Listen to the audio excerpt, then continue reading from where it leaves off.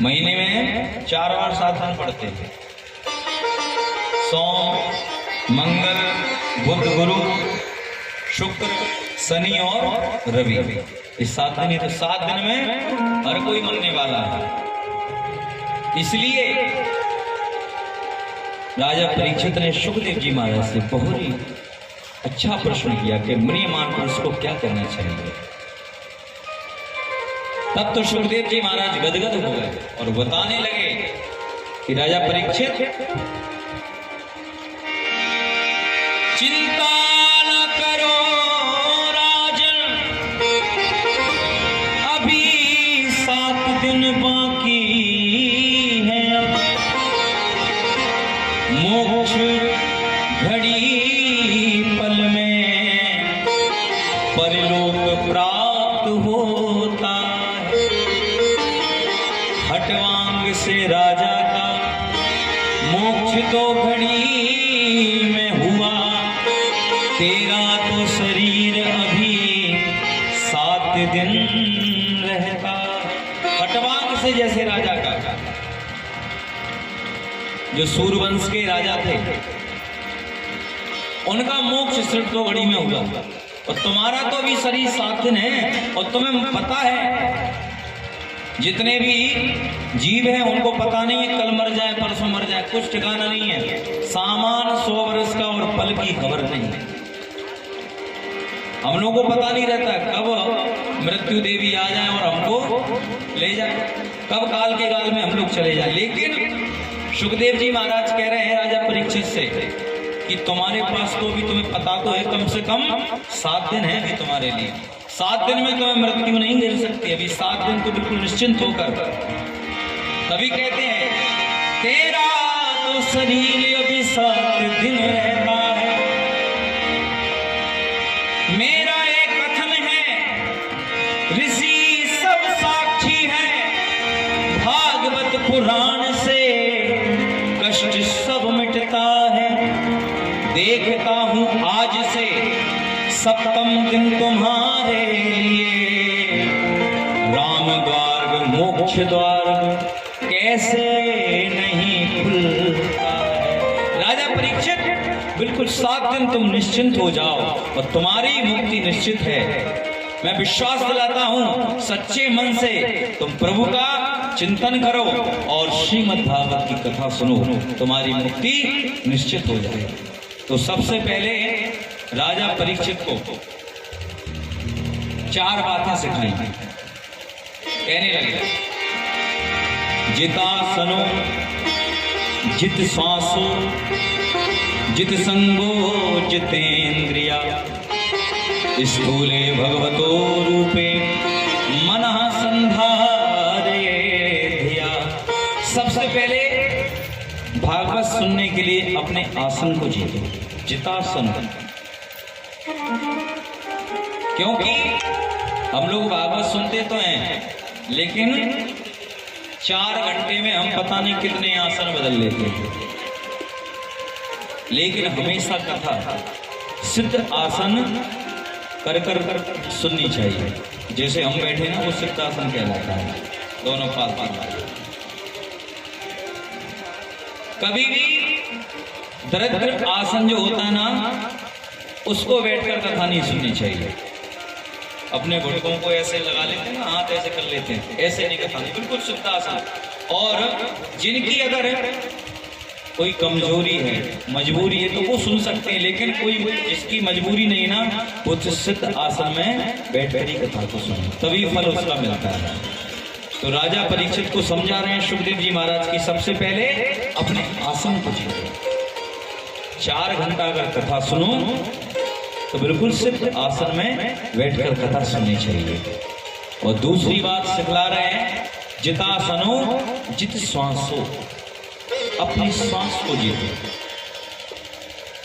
क्योंकि कहते हैं श्वास श्वास पर कृष्ण भज, वृथा श्वास जन खोए, ना जाने किस श्वास की आवन हो ना हो।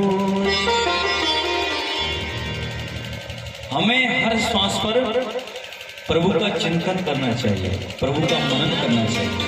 कथा में बैठे हैं लेकिन अंदर मन में, अंदर श्वास में सिर्फ कृष्ण कृष्ण राम राम, यही हमारे अंदर भजन चल रहा है। कैसे अपने श्वास को जीतना चाहिए और जितनी बार हो सके उतनी बार प्रभु का नाम लेना चाहिए, क्योंकि संत लोग बतलाते हैं क्षण भंगुर जीवन की कल का, कल प्रात को जान खिली न खिली, मलयाचल सुच शीतल मंद, सुगंध समीर चली ना चली, कलिकाल कुठार लिए फिरता, तन नम्र पे चोट झिली ना झिली, भजले हरि नाम हरि रसना, फिर अंत समय पे हिली ना हिली। हम लोग अभी बैठे हैं और पता नहीं कब क्या हो जाए, लेकिन अंत समय जब होता है ना व्यक्ति का, तब उस समय भगवान का नाम याद नहीं आता।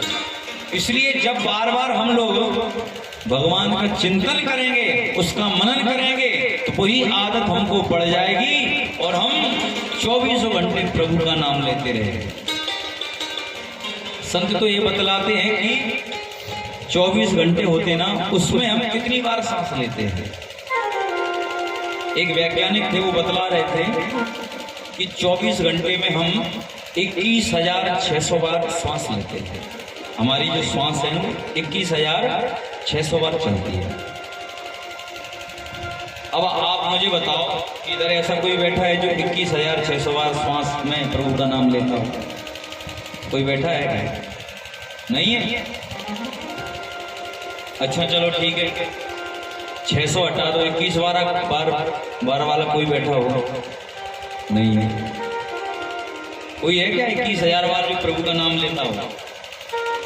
सोते खाते पीते जागते। चलो ठीक है, 21,000 हटा दो, 600 बार कोई है? अब बताओ। हमें हर श्वास पर प्रभु का नाम लेना चाहिए। जब भी हमको समय मिले तब प्रभु का नाम लेना चाहिए, क्योंकि हम लोग प्रभु से वादा कर कर आए हैं और संसार में आए और वैसे वादे को भूल जाते हैं। जब हम माँ के गर्भ में होते हैं तब कई करोड़ों जब पीड़ाएं हमको यातना झेलनी पड़ती है ना गर्भ में, हजारों प्रकार के कीड़े हमको जब काटते हैं, उस आत्मा को, उस गर्भ को, तब हम प्रभु से, क्योंकि हमको पिछले जन्म की याद रहती है गर्भ में, तो हमको प्रभु से मनन और चिंतन करते कि प्रभु बस इस बार इस नरक से निकाल दो। हम जन्म लेते ही सिर्फ आपका ही भजन करेंगे, ये हम वादा करते हैं प्रभु से।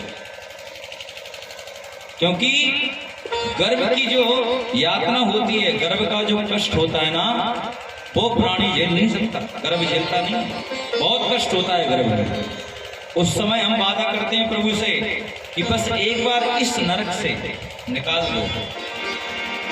सह न सको जब कष्ट गर्भ में, तीनों कौल करा, प्रभु तुम्हारा भजन करेंगे, कर दो नरक से पार। इतना हमने वादा किया प्रभु से, लेकिन जब हमारा जन्म हुआ, वायदा भूलो रे बेईमानवा, कैसे बीते कब हम कियो ना भजनवा, कैसे बीते। चलो जब भी भगवान माफ कर देते हैं, चलो जन्म लिया, थोड़ी समय के लिए हम नाम भूल गए प्रभु का, क्योंकि छोटे में हमको खेल कूद में इतना याद नहीं था। बालापन हमने हंस खेल करके गुजार दिया।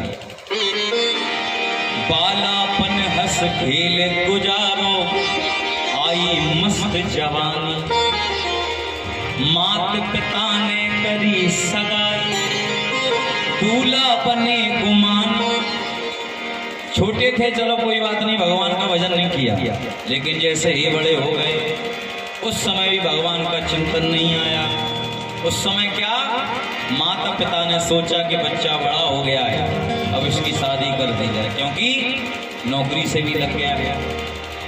तो माता पिता ने करी सगाई, दूल्हा बने गुमानी, बंध गयो हाथन में कंगनवा, कैसे बीते कबहू कियो ना भजनवा, कैसे बीते।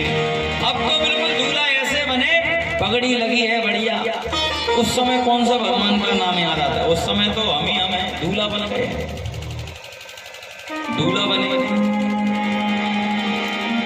धूमधाम से ब्याह रचाया, पहर केसरी जामा, दुल्हन लेकर घर को आए, खत्म हुआ तेरा ड्रामा। क्या ड्रामा खत्म हुआ? कि अभी तो छोटे छोटे में जब तक जवानी थी तब तक तो हम माता पिता के चरणों में गिरकर उनसे क्षमा प्रार्थना करते थे, सब कुछ माता पिता ही को मानते थे। लेकिन अब बन गए सजनी के सजनवा, कैसे बीते कबहू कियो ना भजनवा, कैसे बीते। माता पिता को भी भूल गए, अब तो सिर्फ सजनी के सजनवा बन गए। अब जो पत्नी कह दे वही हमको मानना है।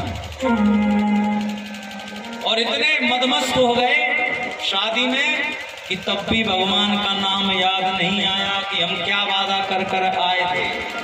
और संसार के चक्कर में ऐसे पड़ गए कि विषयों का रस पी पी करके निष्दिन हुए दीवाने। जितने भी विषय संसार के हैं ना, उनको पी पी करके, विषयों का विष पी पी करके निष्दिन हुए दीवाने। बालक थे फिर बाप कहाए, अब बाबा लगे कहाने। पहले छोटे थे, शादी हो गई, बड़े हो गए, लेकिन अब फिर बूढ़े हो गए। आए गयो नीरे चौथो पनवा, कैसे भी। उस समय भी भगवान का नाम याद नहीं। उस समय क्या कि अरे हमारे तो बच्चे हो गए, अब इनकी शादी हो जाए। संसार में ऐसे लीन हुए हम कि उस समय भी भगवान को इतनी चिंता, इतनी तृष्णा, इतनी धन की संपत्ति की इतनी हो जाए कि बस हमारे बच्चे खुश रहे, हमारे नाती खुश रहे। लेकिन भगवान का भजन भी उस समय याद नहीं आया। खाट पड़ पड़े हैं, कमर कमान दांत सब टूटे, नजर गई नजराने। और खाट बिछाए द्वार पर बैठे, बहुएं मारे ताने। अब तो बहुएं भी ताने मारने लगी, बूढ़े पड़ गए, खाट पर बैठे बाहर खुल्ल खुल्ल कर रहे हैं। और बहुएं क्या कह रही हैं? कब ये मरे को बूढ़नगा, कैसे बीते। उस समय भी भगवान का नहीं, खुल्ल खुल्ल अभी भी सता रहे हैं, नाती मेरे पास में आ जाए, बच्चा मेरे पास में आ जाए। उस समय भी भगवान का चिंतन याद नहीं आता। इसलिए संत लोग बतलाते हैं और कहते हैं, चेतावनी देते हैं, अब भी सोच समझ ले प्राणी, करता मेरा राम भजन के बिना न तेरा होगा जग में निवेरा। इसलिए अब भी कर ले कुछ जतन, कैसे बीते कबहू कियो ना भजन, कैसे बीते। संत लोग सिर्फ यही बतलाते हैं कि हर श्वास पर हमको भगवान का भजन करना चाहिए, क्योंकि भगवान का नाम ही तो जो है वो हमको तार सकता है। भगवान अगर तुम्हारे सामने आ गए तो वो तुम्हें तार नहीं सकते, लेकिन भगवान का नाम तुमको तार सकता है। इतने भगवान के नाम में शक्ति होती है।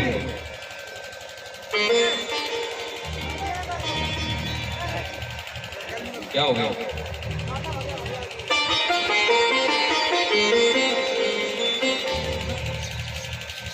क्योंकि संत लोग बतलाते हैं भगवान इतने बड़े नहीं हैं जितने भगवान का नाम बड़ा। क्योंकि राम कथा में आप लोगों को शायद पता हो, प्रभु श्री राम ने सिर्फ एक अहल्या को तारा है। राम एक तापस प्रिय तारी, सिर्फ एक अहल्या को। और राम भगवान के नाम ने पता नहीं कितने को तार दिया अभी तक। इतनी शक्ति प्रभु के नाम में होती है, इसलिए राम से बड़ा राम का नाम होता। नाम में जो शक्ति होती ना, वो राम में इतनी शक्ति नहीं जितनी नाम में उनके नाम में इतनी शक्ति है।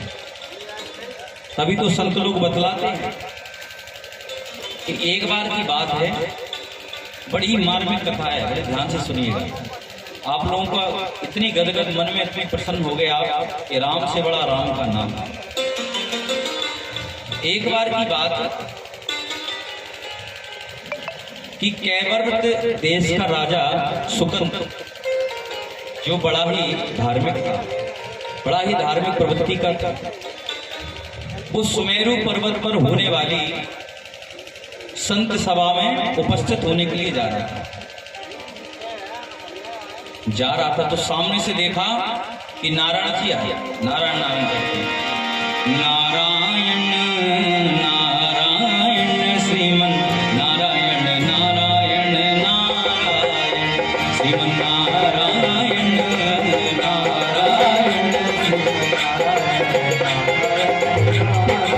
नारायण नारायण। सुकंद से पूछा, सुकंद कहाँ जा रहे हो?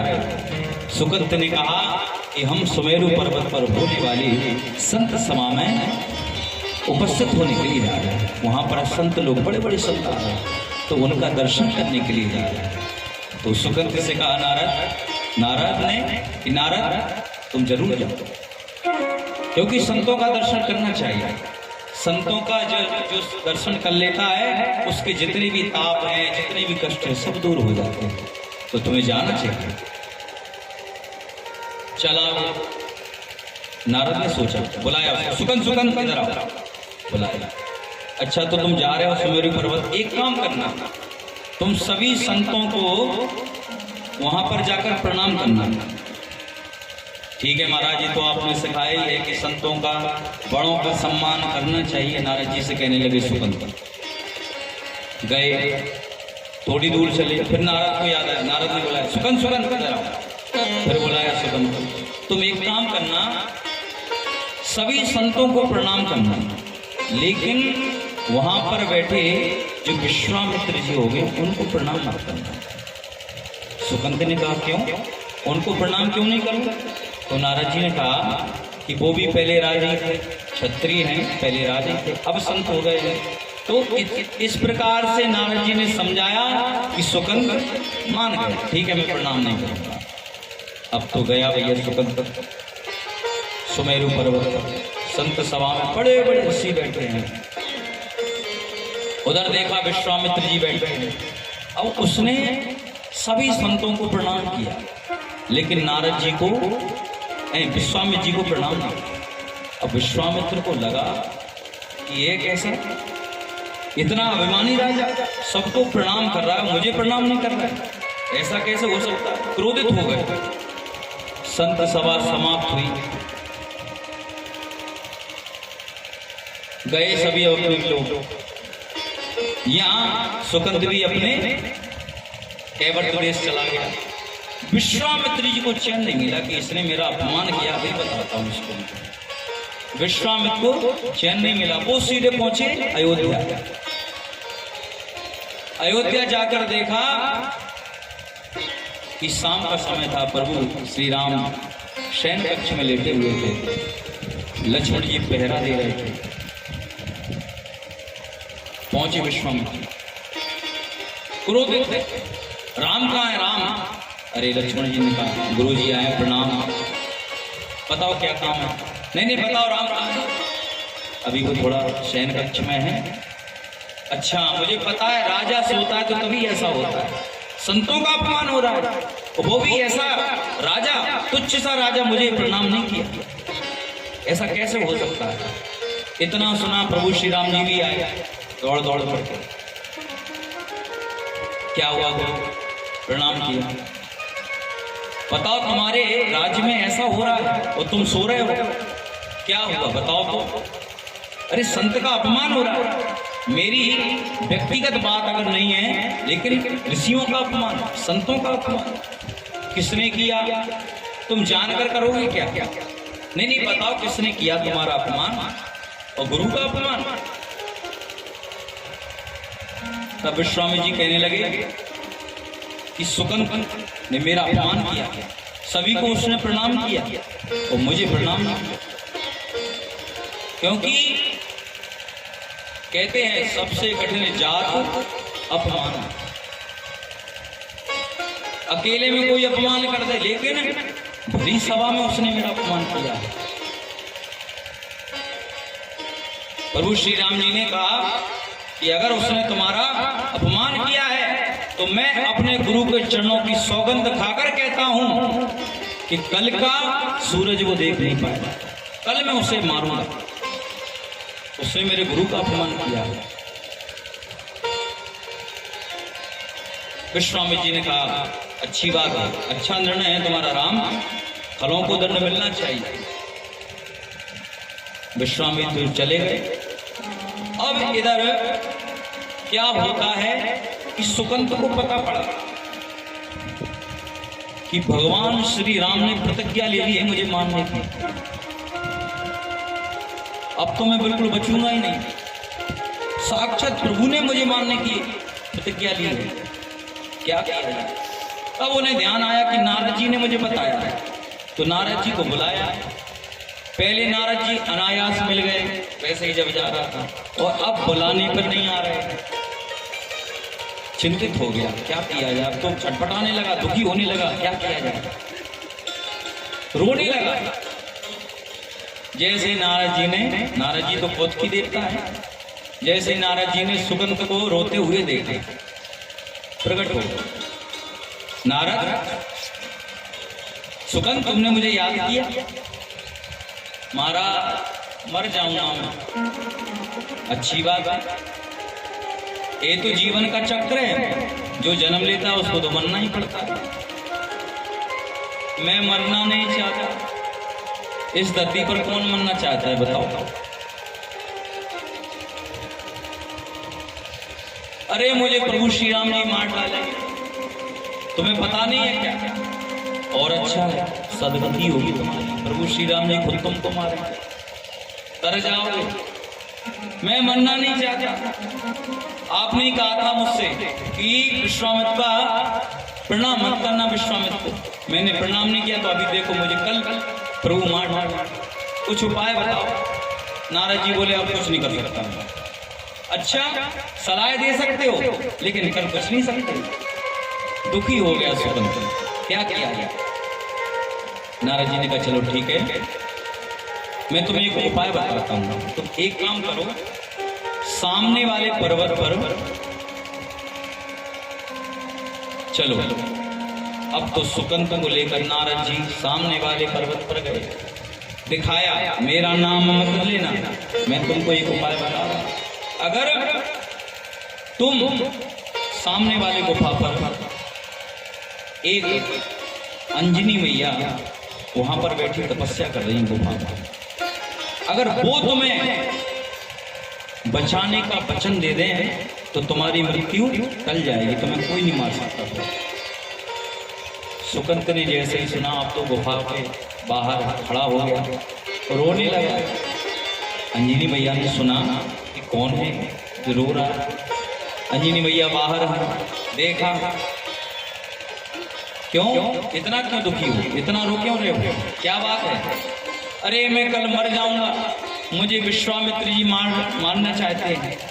क्यों विश्वामित्र जी क्यों? पता नहीं क्यों मारना चाहते हैं।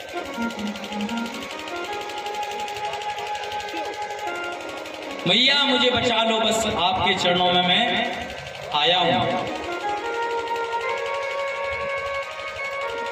अंजनी मैया ने कहा कि बेटा तुम्हें कोई नहीं मार सकता, मैं तुम्हें वचन देती हूं,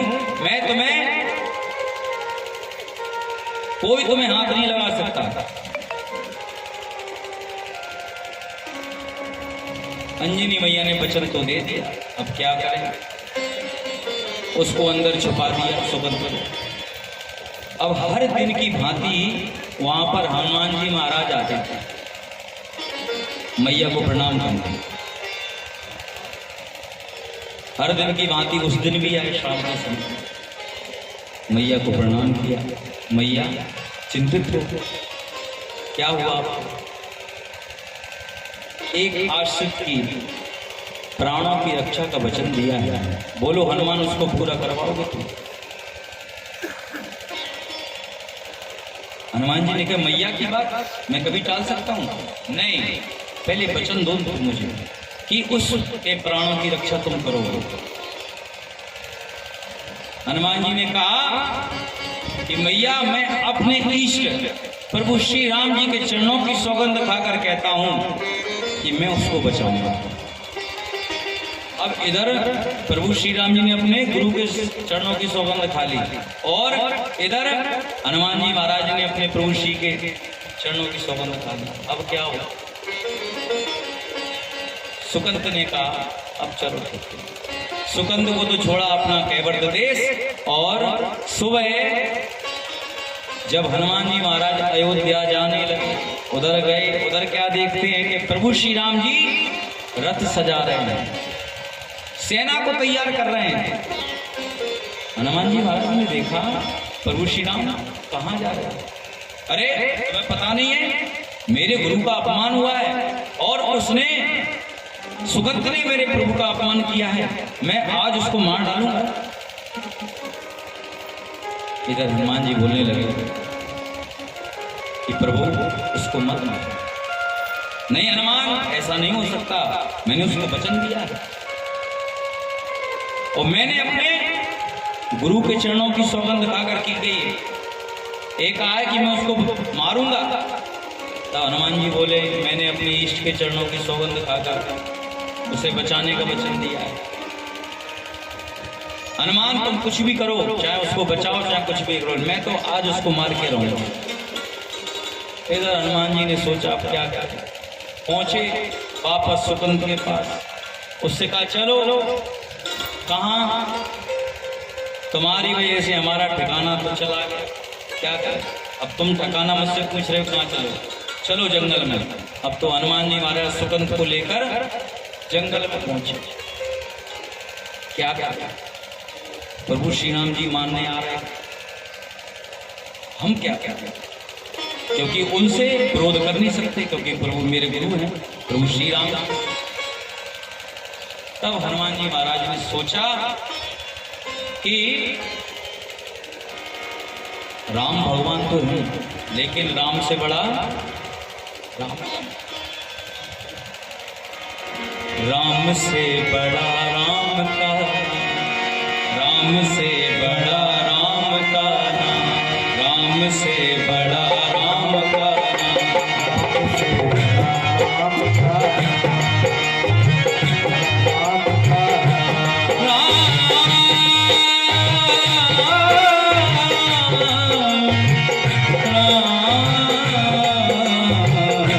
राम से बड़ा राम का, राम से बड़ा राम का, राम से बड़ा राम का। हनुमान जी महाराज बस यही कहने लगे राम राम राम राम। सुकन से भी कहा तुम कुछ और मत करो, दृढ़ विश्वास रखकर प्रभु का राम चिंतन करो, जरूर बचो। अब तो बिठा लिया सुगंध को और राम राम करने लगे। मंत्र जाप मम दृढ़ विश्वास, पंचम भगत सुवेद, दृढ़ विश्वास रखो, बस जरूर बचो। सुकंद ने सोचा कि प्रभु श्री राम और उनकी इतनी सेना और एक छोटा सा नाम क्या करेगा, डरने लगा। हनुमान जी महाराज कह रहे हैं दृढ़ विश्वास रख, प्रभु का नाम जप। जरूर बचेगा। इधर प्रभु श्री राम जी ने अपनी सेना को तैयार कर सुकंद के देश पहुंचे कि कहां है राजा। लोगों ने बताया वो तो गया। कौन लेकर गया? एक बंदर आया। प्रभु श्री राम जी ने सोचा जरूर हनुमान जी महाराज होंगे। लक्ष्मण से कहा पता लगाओ हनुमान जी महाराज कहां गए। अब लक्ष्मण जी सोचने लगे, बड़ी आश्चर्य की बात, आप मुझसे पता पूछ रहे हो हनुमान जी महाराज का? उनको आपका पता रहता है, आपका उनको पता रहता है। आप जानो हनुमान जी महाराज कहां गए। तब प्रभु श्री राम जी ने कहा चलो उस जंगल में ले चलो। गए उस जंगल में। अब जैसे ही सुकंत ने देखा कि प्रभु श्री राम, लक्ष्मण और इतनी सेना उसको मारने के लिए आई, डरने लगा, पीछे छुपने लगा हनुमान जी महाराज के। क्या किया गया?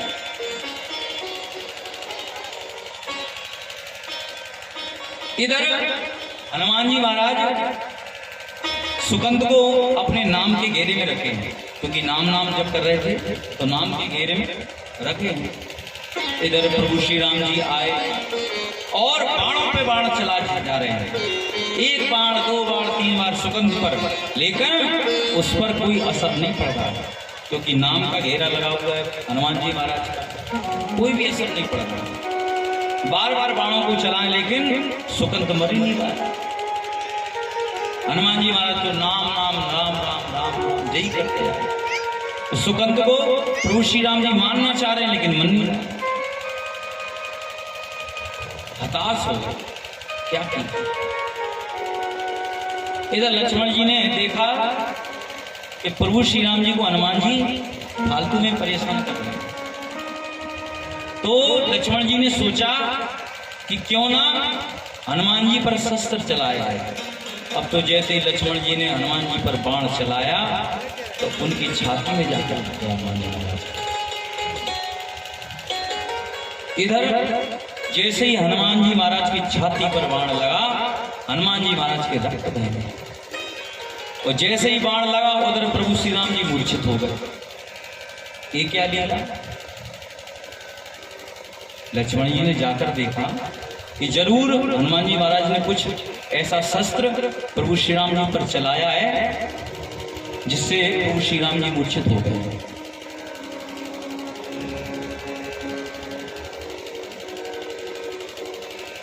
लक्ष्मण जी ने जाकर देखा, हनुमान जी के पास गए,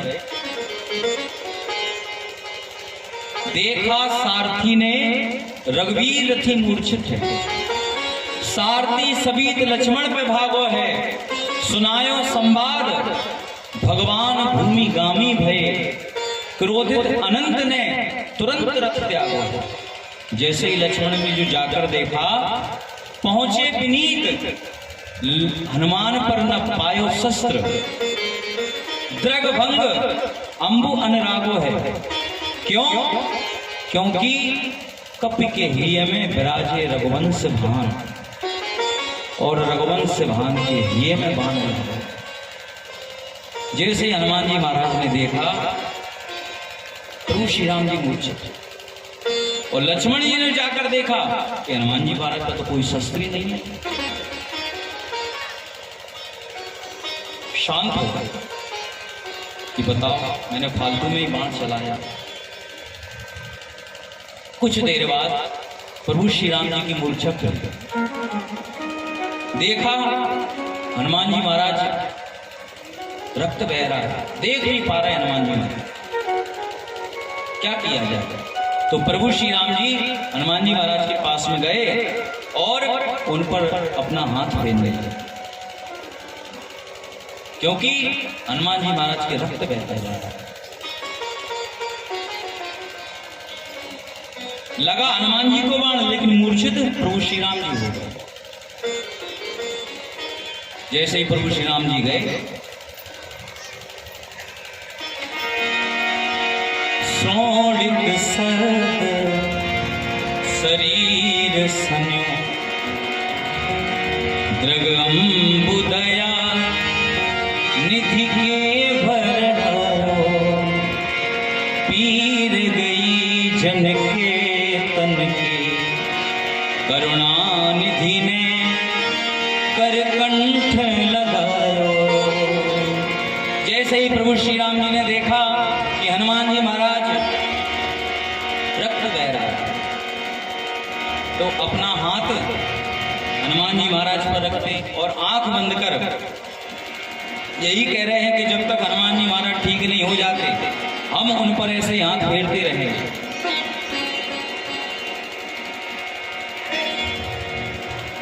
इधर हनुमान जी महाराज ने देखा कि अच्छा मौका है, भगवान जी आंख बंद किए हैं और कभी हाथ मेरे ऊपर रखते हैं और कभी अपने ऊपर ले जाते हैं, अच्छा मौका है। उन्होंने पीछे से निकाला सुकंत को और अपनी गोदी में बिठा लाया हनुमान जी महाराज ने। और जैसे ही प्रभु श्री राम जी ने अपना हाथ हनुमान जी की माथ पर जो रखा तो हनुमान जी महाराज पीछे हट गए और सुकंत जी महाराज को आगे कर दिया।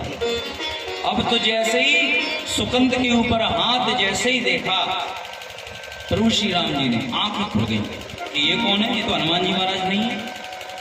देखा सुकंत, हनुमान जी महाराज ने हाथ जोड़े पैरों में पड़ गए और रो रो कर यही कह रहे हैं कि अब तो देखो इसकी मृत्यु भी आपके हाथ में है और इसके सर पर अब आपने ही हाथ रख दिया है, अब आप जानो आपको करना क्या है। तब हनुमान जी महाराज से प्रभु श्री राम जी कहने लगे कि हनुमान जी महाराज, अगर तुम चाहो किसी को अपनी गोदी में बिठा लो ना तो उसके ऊपर मुझे हाथ रखना ही पड़ता है। अब मुझे अपना वचन तोड़ना पड़ेगा क्योंकि मैंने अपने सुकंद के ऊपर अपना हाथ रख दिया। इधर प्रभु श्री राम जी ने कहा कि अब मैं विश्वामित्र जी को, अपने गुरु को क्या जवाब दूंगा। इतने में विश्वामित्र जी आ गए। हनुमान जी ने कहा कि एक काम करो सुकंद, तुमने पहले तो प्रणाम नहीं किया लेकिन अब जाकर जरूर विश्वामित्र को प्रणाम कर लो। जैसे ही भागा विश्वामित्र के ऊपर, सुकंद चरणों में गिर गए, क्षमा मांगने लगा। विश्वामित्र जी ने कहा मैंने भी तुमको क्षमा किया, राम इसको क्षमा कर दो, इसको मत मारो। इधर सुकंद से पूछा गया कि एक बात बताओ मुझे तुम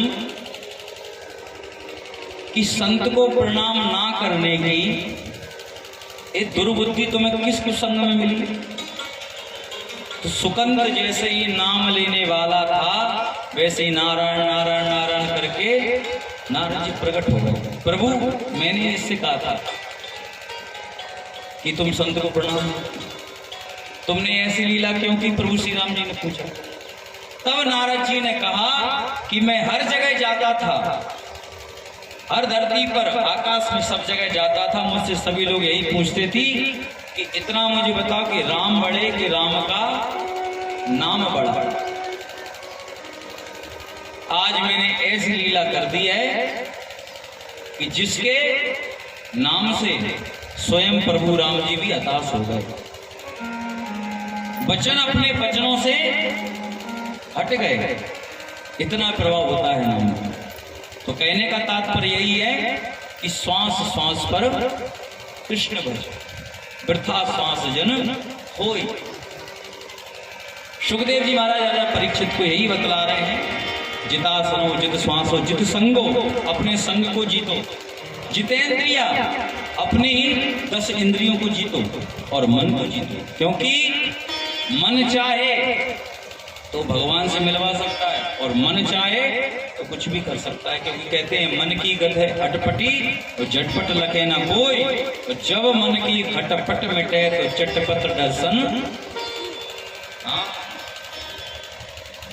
मन के हारे हारे और मन के जीते जीत, और मन ही मिलावत राम को और मन ही करत। इसलिए अपने मन को जीतो, 10 इंद्रियों को जीतो। अगर मन को हमने जीत लिया तो 10 इंद्रियां जो हैं वो तो अपने कंट्रोल में आई, क्योंकि मन के हिसाब से ही इंद्रियां चलती हैं। मन अगर कहते कि हाथ ऐसे उठा लो तो ऐसे उठता है, मन कहते हैं इधर चलो तो इधर चलो, क्योंकि मन की गति है सबसे अटपटी। अभी हम इधर कथा सुन रहे हैं, और 1 मिनट में चाहे कि हम मुंबई घुमाएं तो अभी मुंबई घुमाएंगे। मन जैसा तीव्र गति वाला कोई नहीं है, मन बहुत तेजी से चलता है, इसलिए अपने मन को जीते। इस प्रकार सुखदेव जी महाराज राजा परीक्षित से बड़ी सुंदर बात कर रहे हैं। इसके बाद सुखदेव जी महाराज ने 10 लक्षण बताए भागवत के। वो क्या है? अत्र सर्ग विसर्गस्य स्थान पोषण मनमंतरेशानुकथा निरोधो मुक्ति आश्रय। सर्ग विसर्ग, स्थान पोषण, ऊती, मनमंतर, ईशान कथा और निरोध मुक्ति आश्रय, इस प्रकार के 10 लक्षण श्रीमद्भागवत के बताए। और सुखदेव जी महाराज अब सृष्टि का वर्णन सुनाने लगते हैं कि सृष्टि की जब भगवान ने सर्जन किया तो वो किस प्रकार किया। सबसे पहले विष्णु के नाभि कमल से ब्रह्मा जी का प्रादुर्भाव हुआ। अब जैसे ही नाभि कमल में ब्रह्मा जी आए, इधर उधर भटकने लगे, क्या करूं कोई नहीं। तब उनको एक पानी की बूंद जो टप टप टप टप ऐसे टपक रही थी ना। अब ब्रह्मा जी ने सुना और सोचने लगे क्या करना है मुझे। इशारा कर रही है पानी की बूंद की, टप टप टप टप टप करो तुम, उसके बाद तुम्हें पता पड़ेगा तुम्हें करना क्या है। अब ब्रह्मा जी ने बहुत वर्षों तक तप किया, तब जाकर नारायण भगवान ने कहा, दर्शन दिया, तुम एक काम करो ब्रह्मा, सृष्टि को बनाओ, सृष्टि को रचो, क्योंकि मैं एक से अनेक होना चाहता हूं। ब्रह्मा जी ने आदेश पाया, ठीक है। अब तो ब्रह्मा जी ने सबसे पहले अपने मन से 4 ऋषियों को पैदा किया, 4 ऋषियों को जन्म दिया, जिनका नाम है सनक, सनंदन, सनातन और सनत कुमार। सबसे पहले ब्रह्मा जी के 4 पुत्र हुए। इनसे कहा कि तुम आगे सृष्टि बनाओ। 4 ऋषियों ने एक बार में ही मना कर दिया कि पिताजी हम सृष्टि के चक्कर में नहीं पड़ना चाहते, हम तो सिर्फ भगवान का भजन करने आए हैं और भगवान का भजन करेंगे। अब तो ब्रह्मा जी को क्रोध आया, तुम मेरी बात नहीं मानते हो, मैं तुम्हारा पिता और तुम मेरे पुत्र, मेरी बात नहीं मानते हो, जाओ मैं तुमको श्राप देता हूं कि तुम 5 साल से अधिक उम्र में बढ़ोगे ही नहीं, 5 साल की रहोगे। तुम्हारी उम्र चाहे जितनी हो जाए, लेकिन दिखोगे सिर्फ तुम 5 साल। 4 ऋषियों ने एक बार में प्रणाम किया, ये अच्छा वरदान है और हमें संसार के चक्कर में भी नहीं पड़ना है, क्योंकि विकार कब उत्पन्न होते हैं? जब हम 14, 15, 16 साल के होते हैं। अब हम 5 साल के रहेंगे तो हमें विकार उत्पन्न नहीं होंगे, और विकार उत्पन्न नहीं होंगे तो भगवान का भजन अच्छा होगा, भगवान की माया हमको घेरेगी नहीं। इसलिए बहुत अच्छा श्राप दिया है प्रभु आपने, वो तो चले गए सीधे। इधर ब्रह्मा जी जब क्रोध कर रहे थे तो उनकी भ्रकुटी से रुद्र भगवान का प्रादुर्भाव हुआ। बोली रुद्र भगवान की। जैसे ही रुद्र भगवान का प्रादुर्भाव हुआ, ब्रह्मा जी ने कहा कि चलो बेटा तुम सृष्टि को बनाओ। शंकर भगवान ने सोचा, मन ही मन सोचने लगे, सामने तो कहा ना कि अभी मेरे जो बड़े भाई आए थे 4, और उन्होंने एक बार में मना कर दिया था हमारे पिताजी को, तो कितना कर रहा श्राप मिला है। अगर अब मैंने मना कर दिया तो मुझे ही श्राप मिल जाएगा। तो बुद्धिमानी किसमें है? सोचने लगे कि अगर किसी को कोई काम ना करना हो, काम करने का मन ना हो, तो उस काम को बिगाड़ना चालू कर दो। अपने आप काम करने वाला व्यक्ति कह देगा बस रहने दो, तुमसे तो हो गया, हम ही कर लेंगे इस चीज को।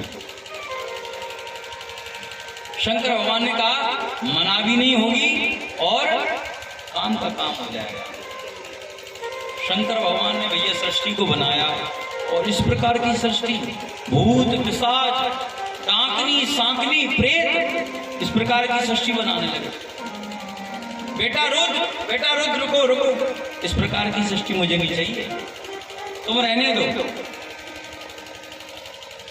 शंकर भगवान सोचने लगे बढ़िया किया, हम तो भगवान का भजन करने आए हैं बस। शंकर भगवान भी सोच, अब ब्रह्मा जी ने सोचा क्या किया जाए। बैठे थे तो तब उन्होंने अपने मन से 10 ऋषियों को जन्म दिया। उन 10 ऋषियों के नाम हैं मरीचि, अत्रि, वशिष्ठ, अंगिरा, पुलह, क्रतु, दक्ष और नारद। 10 ऋषि को जन्म दिया और अपनी छाया से कर्दम ऋषि का जन्म दिया और अपनी वाणी से सरस्वती मैया को प्रकट किया। और इतनी भी उनको संतुष्टि नहीं मिली तो अपने शरीर के 2 हिस्से किए और एक हिस्से से राजा मनु और एक हिस्से से मैया शतरूपा का प्रादुर्भाव किया। अब तो 10 ऋषि पैदा हो गए, सरस्वती मैया पैदा हो गई और कर्दम जी महाराज अपनी छाया से प्रकट कर दिए। अपने दोनों भाग से शतरूपा और मनु को जन्म दिया। इसके बाद सृष्टि का आरंभ हुआ। स्वयंभू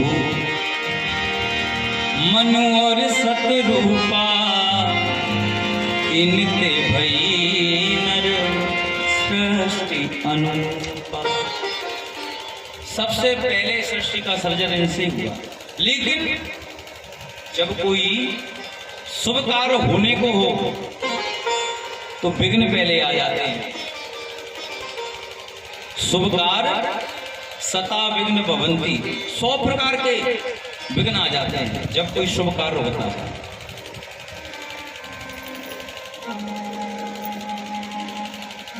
तब मनु और शत्रुघ्न ने कहा इस सृष्टि तो हम बनाए, लेकिन धरती तो अपनी जगह पर ही नहीं है। धरती को वो तो हिरण्याक्ष छुपा कर ले गया और उसने समुद्र में छुपा दिया धरती को। अब धरती अपने ठिकाने पे नहीं तो हम धरती अपनी जो रचना करेंगे वो किस पर रचना करेंगे। ब्रह्मा जी से कहा। इधर राजा परीक्षित सुखदेव जी महाराज से प्रश्न करते हैं कि ये हिरण्याक्ष कौन है।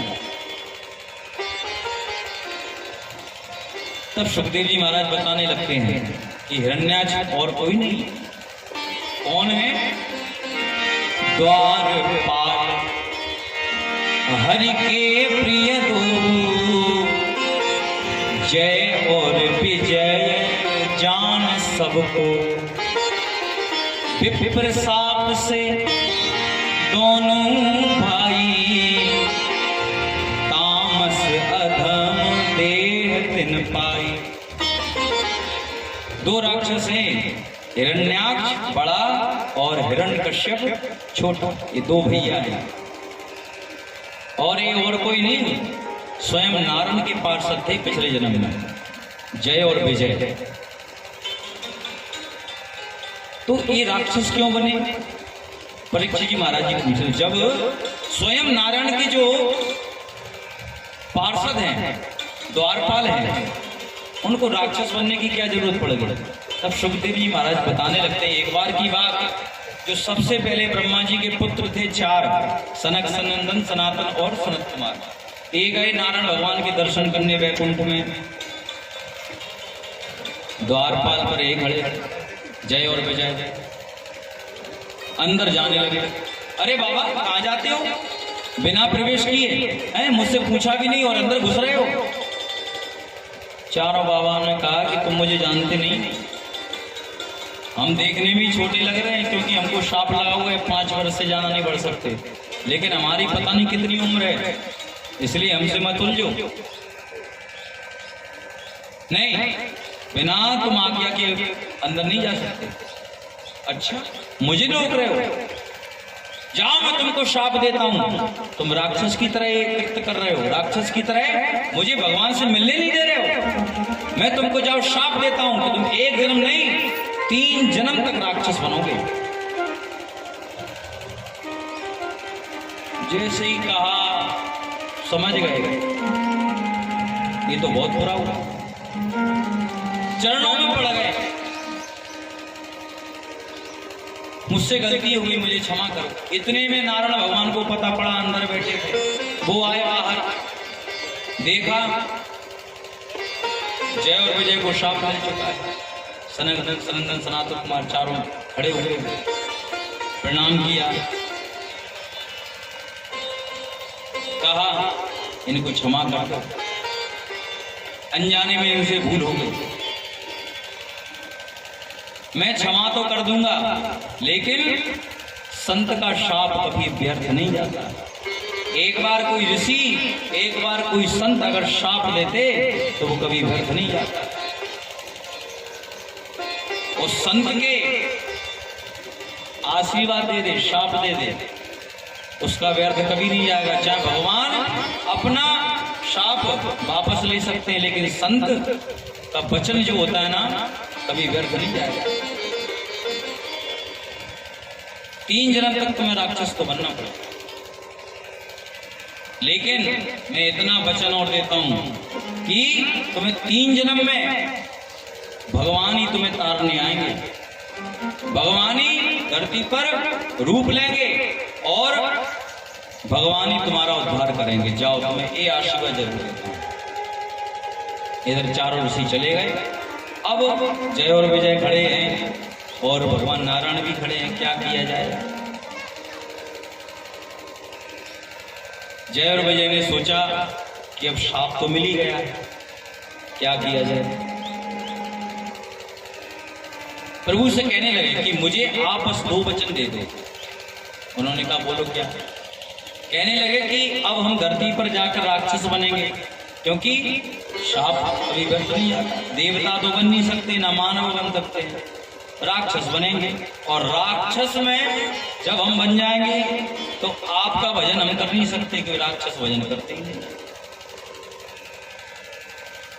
तो प्रभु पहला वचन तो मुझे ये दो कि मैं राक्षस बनूं, लेकिन आपका कभी भजन नहीं छोड़ूं, चाहे भाव से, चाहे कुभाव से, चाहे मित्रता से, चाहे शत्रु से, तुम्हारा हरदम तुम्हारा नाम लेता हूं। मुझे पहला वचन दो, ठीक है। और दूसरा वचन ये दो मुझे कि मैं धरती पर जाकर हम दोनों इतने शक्तिशाली बन जाएं कि मुझे तुम्हारे हाथों के अलावा वो कोई मार ना पाए, इतने शक्तिशाली बना दो मुझे।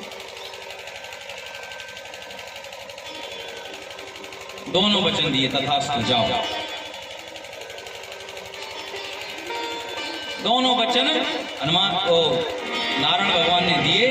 और जब जाकर इस सबसे पहले जन्म में हिरण्याक्ष और हिरण्यकश्यप बने, ये वही हिरण्याक्ष है। इधर क्या किया इसने कि धरती को छुपा दिया समुद्र में। अब तो धरती कैसे आए वापस। तब हिरण्याक्ष बहुत बलशाली, उसको अच्छे से अच्छे नहीं मार पाए। वो लड़ने के लिए इतना फिरता रहा कि कोई मेरे जैसा लड़ने वाला हो, कोई मेरे जैसा बलशाली हो, तब मैं उससे युद्ध करूंगा। चारों तरफ भ्रमण कर रहा है, कोई तो मिल जाए लड़ने वाला। इधर नारद जी मिल गए। नारद जी आ रहे थे। नारायण नारायण श्रीमन नारायण नारायण नारायण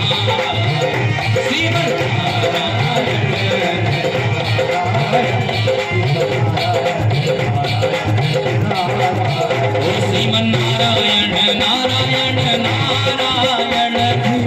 नारायण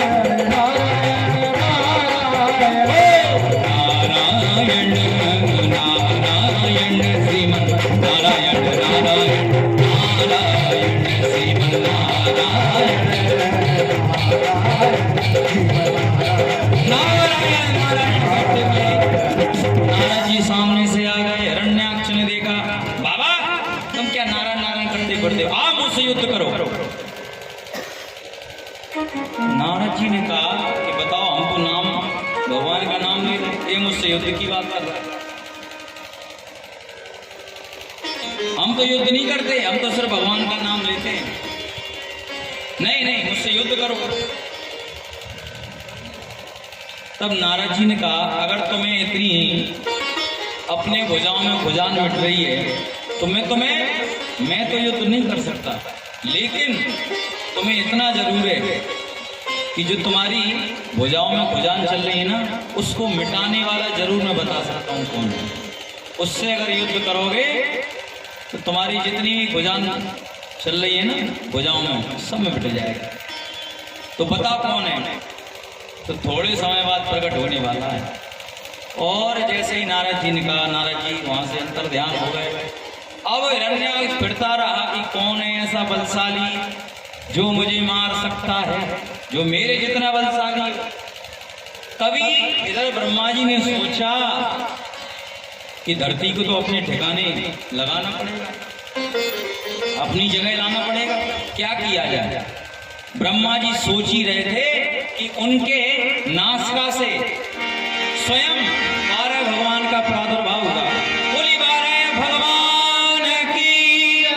जैसे ही 12 भगवान प्रकट हुए, पूरा शरीर मनुष्य का और सिर्फ 12 शुक्र का लगा। 12 भगवान का प्रकट हुआ। 12 भगवान जैसे गए हिरण्याक्ष के पास, आओ मुझसे युद्ध करो। अच्छा, तुम ही वो हो जो बाबा बता रहा था कि तुम मुझसे लड़ोगे, तुम इतने बलशाली हो। अरे तुम लड़के तो देखो कम से कम।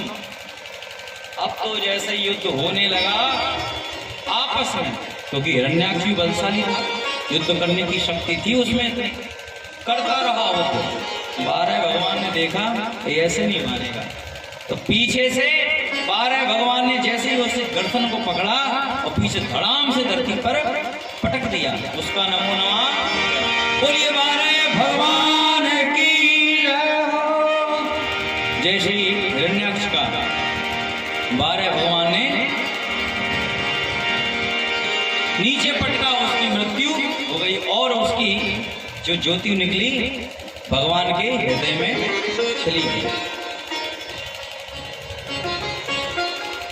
इधर 12 भगवान ने सोचा कि धरती कहाँ है, और 12 भगवान ने इसी वजह से सूकर का रूप लिया, क्योंकि धरती की सुगंध सबसे ज्यादा सूकर को होती है, सूकर को आती है, जो होती है ना।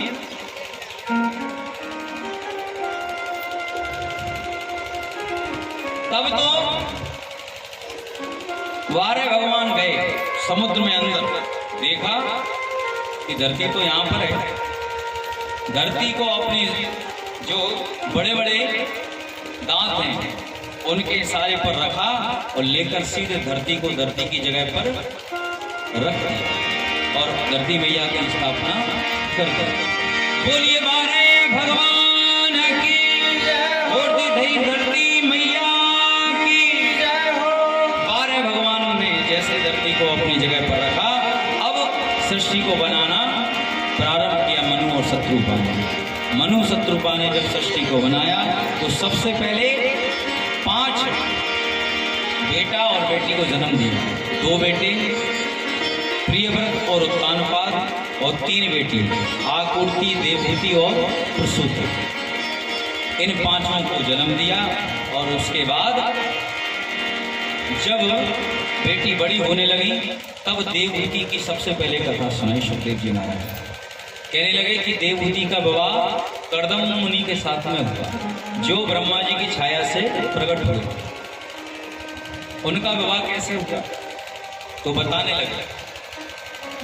जब कर्दम जी अपनी समाधि में बैठे हुए थे, क्योंकि बहुत तपस्वी थे कर्दम ऋषि, बहुत तपस्या करते थे, प्रभु का भजन 24 घंटे करते रहते थे। अब देवहूति की शादी तो हो नहीं थी, क्या किया जाए? तो कर्दम जी के साथ में ब्रह्मा जी प्रस्ताव लेकर देवहूति मैया का लेकर गए, साथ में मनु जी साथ में गए। तो कर्दम जी ने स्वीकार किया और इन दोनों का विवाह हुआ। जैसे ही विवाह होने लगा, बाद में विदा होने लगी। अब विदा में तो टाइम लगता है, तो कर्दम जी ने सोचा क्यों ना जब तक विदा हो रही है देवहूति की, तब तक हम थोड़ा भगवान का भजन और करें। बैठ गए। अब तो उन्होंने ऐसी समाधि लगाई भगवान के चरणों में, 1 साल, 2 साल, 3 साल, समाधि में ऐसे बैठे, उनको पता ही नहीं कि हमारा विवाह हो गया है, लेकिन भगवान के चरणों में इतने लीन कि सीधे 100 साल तक समाधि लगी। 100 साल। इधर देवकी मैया बैठे कि अब जगेंगे मेरे पति, अब जगेंगे, लेकिन काय जवान थे, बूढ़ी होगी देवकी मैया। 100 साल के बाद कर्दम महाराज की समाधि खुली, और जैसे ही देखा कि कोई बूढ़ी मेरे सामने बैठी, वृद्ध महिला मेरे सामने बैठी, पूछा आप कौन हो? आप मुझे नहीं जानते? नहीं। अरे मैं मनु की बेटी देवहूति, मेरे साथ में आपका विवाह हुआ है। तब ध्यान में आया, अरे मैं तो भगवान के चरणों में इतना लीन हो गया कि मैं ये भी भूल गया कि मेरी शादी हुई है।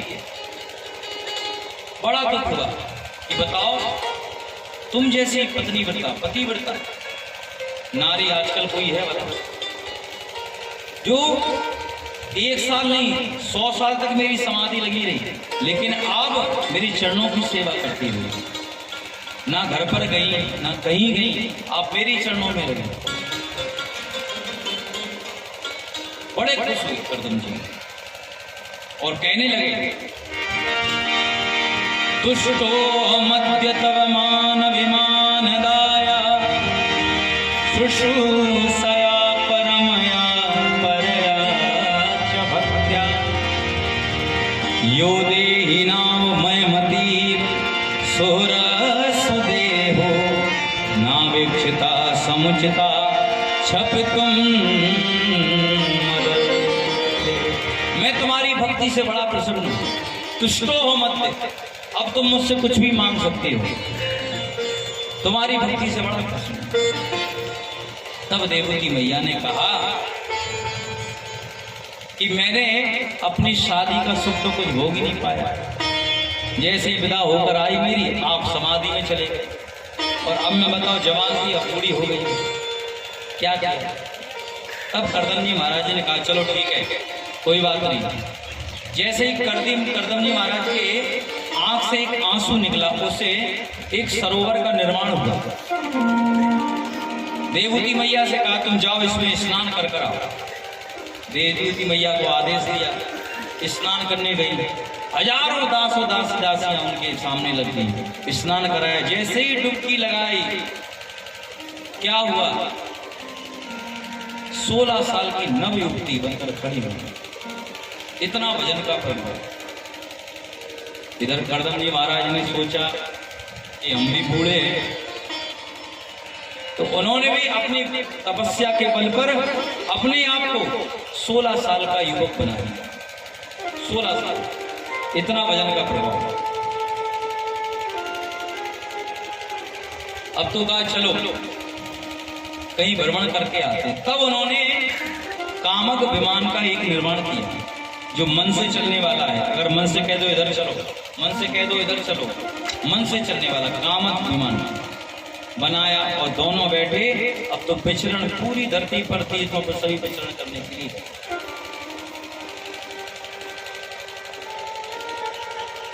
तब कर्दम जी महाराज ने सोचा,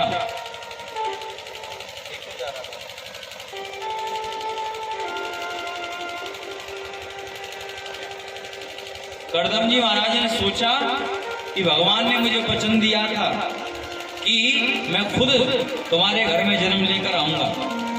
तब उन्हें ध्यान में आया, देवहूति मैया से कहा अब भगवान का समय हो गया है। तो दोनों लोग सांसारिक प्रवृत्ति में जब रम गए, तब उनके सबसे पहले एक कन्या का जन्म हुआ। कर्दम जी महाराज ने सोचा कि भगवान ने मुझसे कहा था कि मैं उनका बालक बनकर आऊंगा, और भगवान तो आए नहीं, पहले कन्या आ गई। क्या करें, चलो कोई बात नहीं, भगवान का वचन कभी झूठा नहीं जाता, अब आ जाएगा। दूसरी बार में फिर एक कन्या का जन्म हो गया। ऐसे करके 1 2 3 4 5 6 7 8 9 कन्याओं का जन्म। करदम जी महाराज सोचने लगे कि बताओ, भगवान ने मुझसे कहा था कि मैं खुद तुम्हारा बालक बनकर आऊंगा, आती क्यों नहीं? तब फिर से करदम जी महाराज देवभूति सांसारिक प्रवृत्ति में रमे।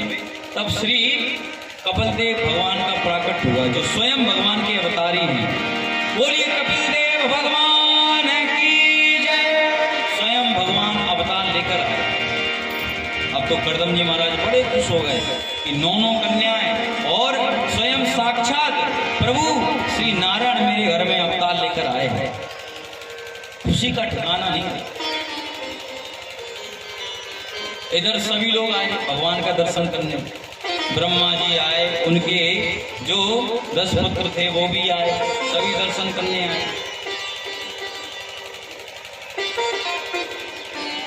करदम जी महाराज ने आकर उनको प्रणाम किया, आओ बैठो, आसन दिया। इधर ब्रह्मा जी ने देखा कि हमारे हैं 10 बेटा और इनके कन्याएं इतनी हैं।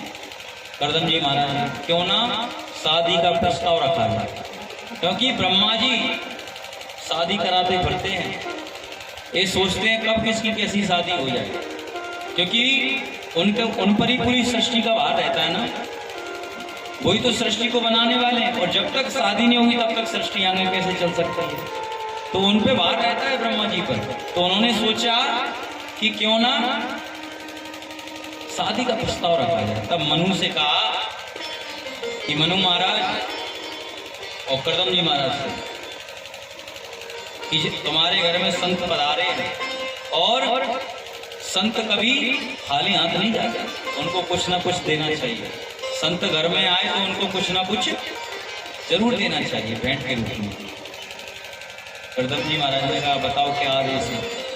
आदेश कुछ नहीं है, हम तुमसे कुछ नहीं मांगते हैं। हमारे हैं 10 बेटा और आपके इतनी कन्याएं हैं, तो बस हम शादी का प्रस्ताव लेकर आपके पास में। उन्होंने कहा इससे अच्छी बात और क्या हो सकती है?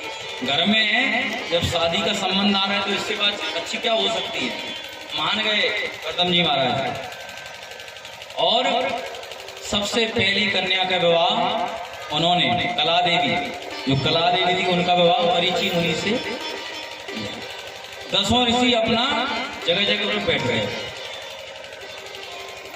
दूसरी कन्या अनुसुईया का विवाह अत्रि मुनि के साथ है। तीसरी कन्या अरुंधति का विवाह वशिष्ठ जी के साथ में हुआ। चौथी कन्या ख्याति का विवाह प्रभु जी के साथ में हुआ। और 5वां शांति का विवाह अथर्वण ऋषि के साथ में किया। और क्रिया के विवाह कृतु के साथ में किया। और हविर्भु का विवाह पुलस्त्य के साथ में किया। और श्रद्धा का विवाह अंगरा के साथ में किया। और गति का विवाह पुलह के साथ में किया। अब कन्या 9 और बेटे 10। अब रह गए कौन? नारद जी। नारद जी ने सोचा कि मेरी वाली आ रही होगी थोड़ी देर में, आराम से, कोई बात नहीं। करदम जी महाराज मुझे कोई जल्दी नहीं है, आप आराम से जाओ, थोड़ी देर हो गई। क्योंकि जिसके भाग्य में विवाह नहीं होता है वो कितनी भी कोशिश कर ले, विवाह नहीं हो सकता है। नारद जी पहले नंबर पर बैठे थे, लेकिन उन्होंने सोचा कि सबसे सुंदर कन्या जो आखिरी होगी उसका मैं वर्ण करूंगा। तो 1 नंबर से उठकर सीधे 10 नंबर पर पहुंच गए। अब पहले नंबर से स्टार्ट हुआ 10वें नंबर पर। अब 10वीं कन्या तो कोई थी नहीं, क्या किया जाए? करदम जी महाराज ने हाथ जोड़े कि कोई बात नहीं, चलो। फूल देकर नारद जी को प्रणाम किया कि बस मेरे पास में यही दक्षिणा आया, कन्या तो बची नहीं।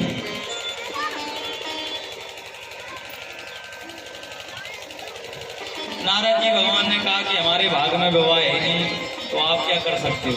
और जिसके भाग में विवाह नहीं होता वो कितनी भी कोशिश कर ले उसका विवाह नहीं हो सकता। किसी किसी के भाग में तो 2 विवाह हो जाते हैं और किसी के भाग में 1 भी नहीं। हमने तो इतना सुना है कि किसी किसी के तो 5 विवाह हो गए, 5, और किसी की 1। ये सब भाग्य की बात है। नारद जी के भाग्य में विवाह है ही नहीं। उन्होंने भगवान को प्रणाम किया कि अच्छी बात है, चलो हम तो भगवान का नाम लेने के लिए पैदा हुए हैं। इधर 9 ऋषियों को 9 कन्याओं का विवाह करके सभी को अपने अपने घर पर गए। अब कर्दम जी महाराज ने कहा कि जब भगवान स्वयं अवतार लेकर आए गए हैं कपिल देव, तो अब मुझे भगवान का भजन करना चाहिए बस। अब मुझे सांसारिक वृत्ति में नहीं पड़ना है। तो कर्दम जी महाराज तो निकल गए जंगल में।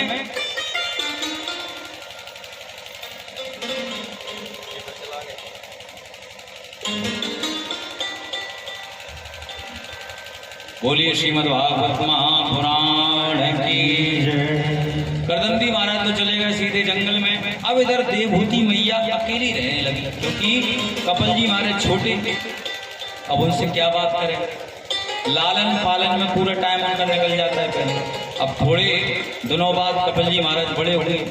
अब कपिल जी महाराज ऐसे कि मैया से बात ही ना करें, देवहूति मैया। और मैया का स्वभाव ऐसा होता है, माताओं का स्वभाव ऐसा होता है कि जब तक कोई उनसे बात करने वाला ना मिले तब तक ऐसे नहीं रह सकती वो बिना बात किए। पुरुष वर्ग जरूर बिना बात किए रह सकता है, लेकिन मैया बात किए बिना नहीं रह सकती। देवहूति मैया, उनका टाइम ही व्यतीत ना हो, क्या किया। तब जाकर देखा कपिल मुनि बैठे थे। जो हमारा बेटा है वो तो किसी से बात करता ही नहीं है, सिर्फ भगवान के नाम में लीन रहते हैं, आसन लगा लगा बैठे ही रहते हैं। क्या क्या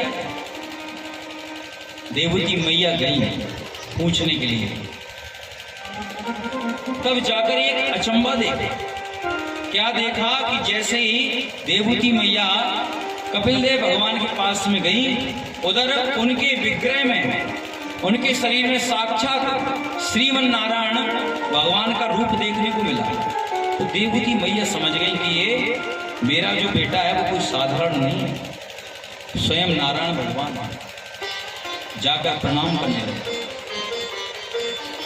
कपिल जी महाराज सोचने लगे, भैया आप मुझे प्रणाम क्यों कर रही हो, आप मेरी माता हो, मुझे आपको प्रणाम करना चाहिए, आप क्यों मुझे प्रणाम कर रही हो। तब देवहूति मैया कहने लगी कि भगवान मैंने आपको पहचान लिया है कि आप कोई साधारण नहीं है, आप मेरे बेटे तो बनकर आए हो, लेकिन आप स्वयं भगवान हो, आप संसार 3 लोगों के स्वामी हो। मैया ने प्रणाम किया और मैया कहने लगी कि बस मुझे एक आशीर्वाद तुमसे चाहिए। बोलो क्या। मेरे मन में शांति बिल्कुल नहीं है, मेरे जैसा कोई भाग्यशाली हो नहीं सकता। देवहूति मैया कह रही है भगवान से कि मेरे जैसा भाग्यशाली इस दुनिया में कोई नहीं है, क्योंकि स्वयं जो चक्रवर्ती राजा मनु, उनकी मैं पुत्री, और इतने तपस्वी, इतने तेजस्वी हमारे जो पति हैं कर्दम जी, उनकी मैं पत्नी। और स्वयं जब बेटा बनकर भगवान मेरी गोदी में खेल रहा हो, मुझ जैसा भाग्यशाली कौन हो सकता है। 9 बेटियां और 9 बिल्कुल तपस्वी हमारे दामाद, मेरे जैसा भाग्यशाली कौन होगा।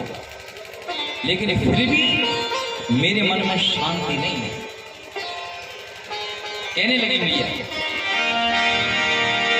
निर्विणाम नितिराम भूमन असद इंद्रिय तर्षणा केन संभाव्यमानेन प्रपन्नांधम तम प्रभो। निर्विणाम नितिराम भूमन असद इंद्रिय तर्षणा, ये मेरी जो 10 इंद्रियां हैं, ये जो मन है इनको शांति नहीं है। इसलिए मुझे कुछ ऐसा उपाय बताइए जिससे मेरे मन को शांति मिले।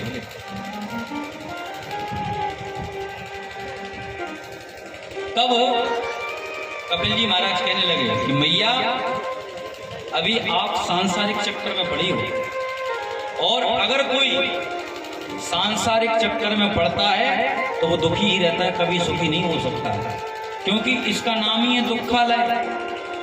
संसार का नाम ही है दुखालय। और अगर जिस किसी दुकान पर जाओगे, अगर तुम मिठाई की दुकान पर जाओगे, उधर जाकर पुस्तक मांगोगे तो बताओ पुस्तक दे पाएगा क्या? फल की दुकान पर जाओगे, फूल मांगोगे, मिलेंगे क्या आपको? तो इसका नाम ही है दुखालय। और दुखालय में सिर्फ दुखी मिल सकते हैं, सुख तो बिल्कुल मिल ही नहीं सकते हैं। स्वयं इसका नाम है दुखालय। तो संसार संसर्ती की संसारा जो दिन दिन सनकता रहे।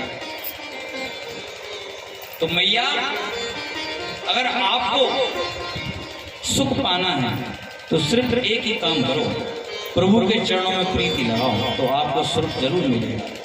और कहने लगे कपिल जी महाराज, कंपागता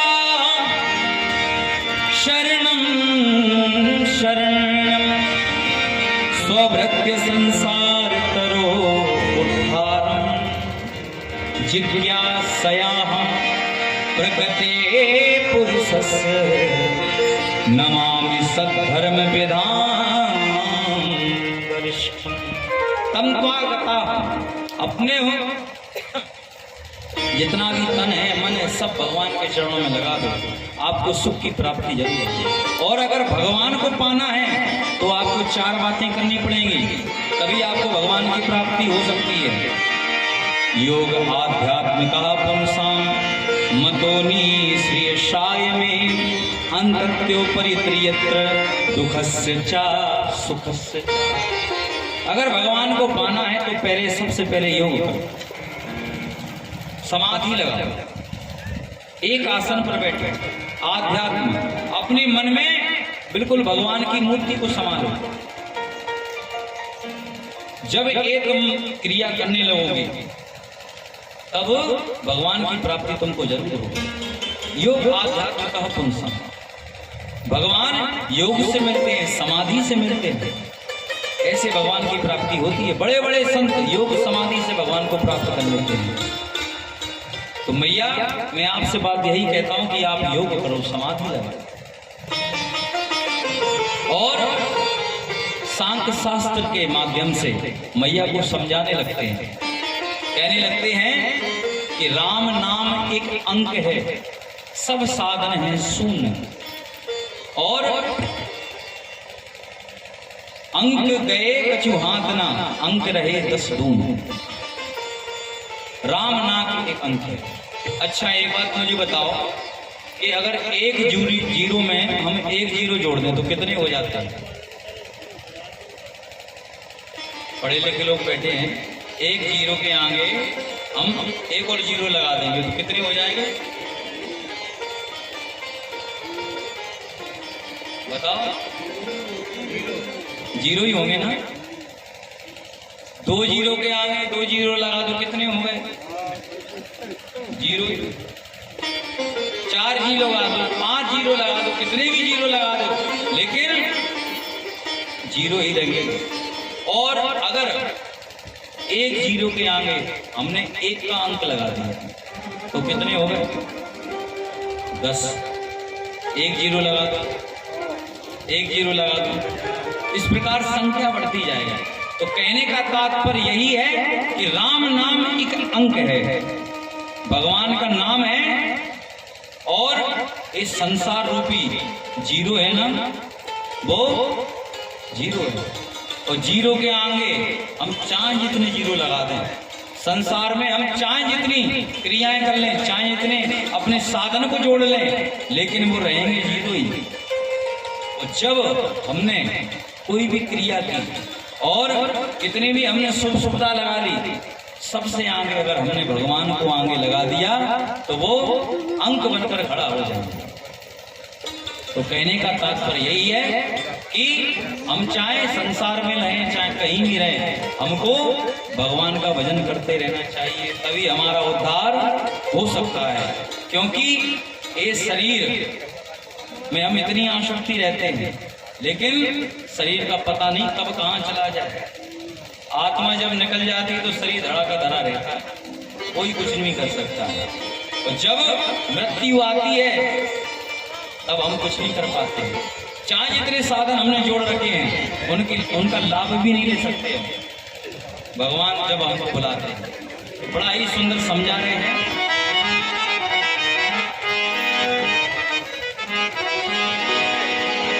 सज धज कर जिस दिन मौत की सहजादी आएगी, सहजादी आएगी, ना सोना कम आएगा ना चांदी आएगी।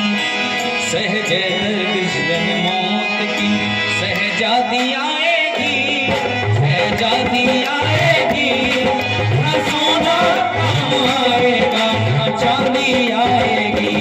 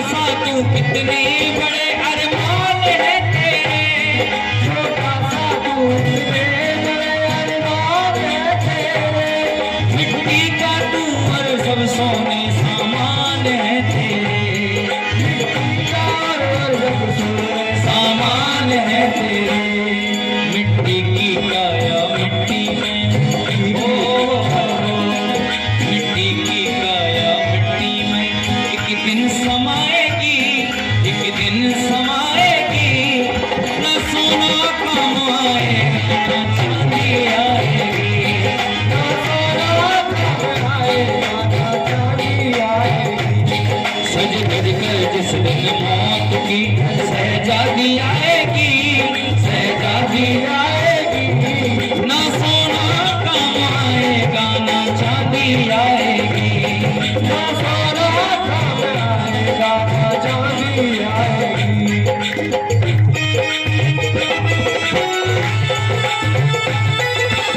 ना चांदी आएगी।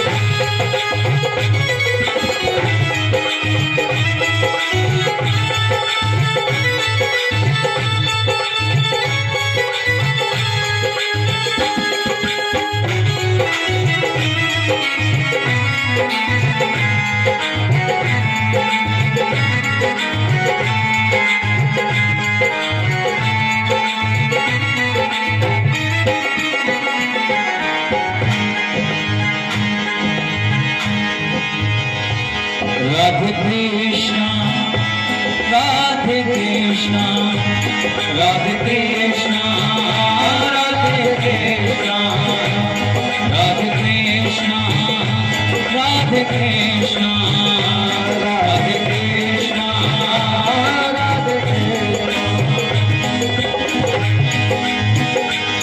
पंछी है तू पल खोल पिंजरा तोड़ के उड़ जा, पंछी है तू पल खोल पिंजरा तोड़ के उड़ जा, ओ माया मोह के सारे बंधन तोड़ के उड़ जा, ओ माया मोह के सारे बंधन तोड़ के उड़ जा। मिट्टी की काया मिट्टी में, ओ मिट्टी की काया मिट्टी में, एक दिन समाएगी, एक दिन समाएगी, ना सोना कम आएगा चांदी आएगी, ना सोना कम आएगा चांदी आएगी।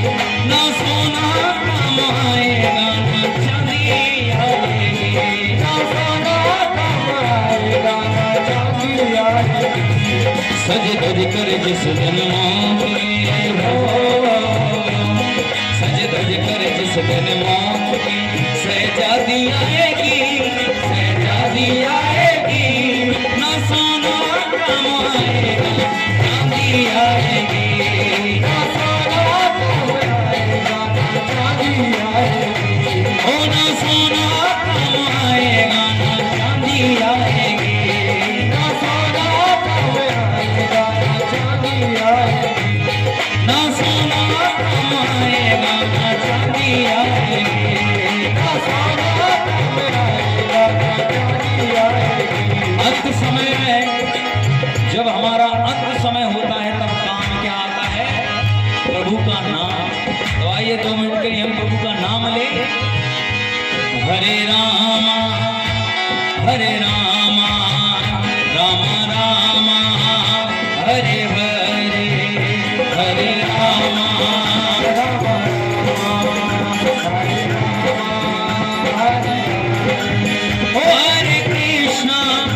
हरे कृष्णा कृष्ण कृष्ण हरे हरे, हरे कृष्णा कृष्ण कृष्ण हरे हरे, हरे राम राम राम हरे हरे, हरे राम राम हरे हरे, हरे कृष्णा कृष्ण कृष्ण हरे हरे, हरे कृष्णा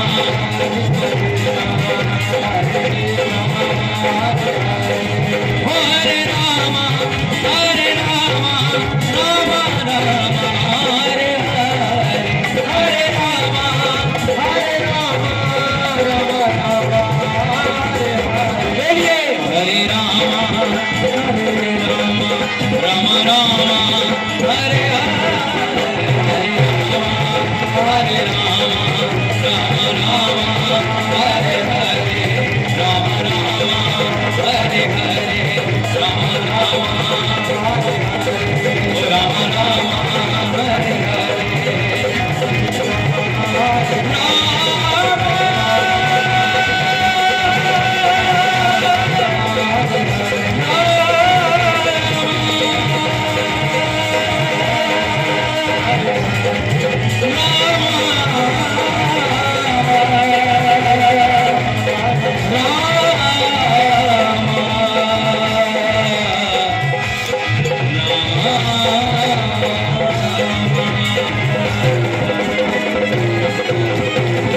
बोली राम नाम भगवान की जय, श्रीमद् भागवत महापुराण की, बोली बांके बिहारीलाल की, श्री राधे रानी सरकार की, बोली वृंदावन बिहारी लाल की, बोली रणकोसला देवी की जय, रेंगोला मैया की, बोली बजरंग बली की।